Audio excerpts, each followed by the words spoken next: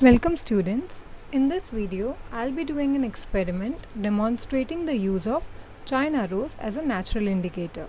So for this, we need some China roses or some hibiscus flowers. So here I'm putting 2 flowers in an empty glass. Okay. To it, I'll be adding some hot water. Now I'll stir it with the help of a stirrer. Now after stirring this, we need to let it stand for 5 to 10 minutes. After 5 to 10 minutes, we'll just remove the flowers from the glass and use the solution for the experiment. Okay, so here I have one slide and 2 watch glasses. I have labeled the slide as water and the watch glasses as vinegar and soap water respectively. So now I'll add some water onto the slide which I have labeled as water. So here with the help of a dropper, I'm adding some water onto the slide. Similarly, I am now adding vinegar to the watch glass labeled as vinegar.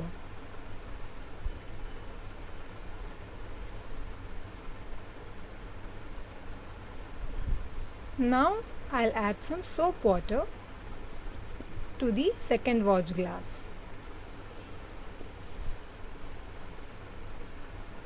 So here goes in my soap water.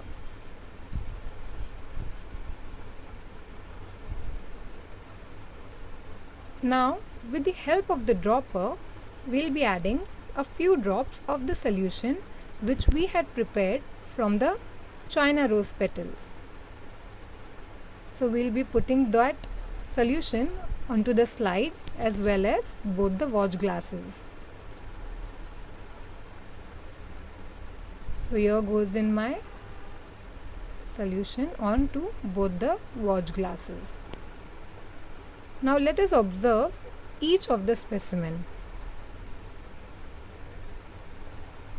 So we can see that the slide with water showed no change in color, while the glass with vinegar turns pink and the glass with soap water turns green in color.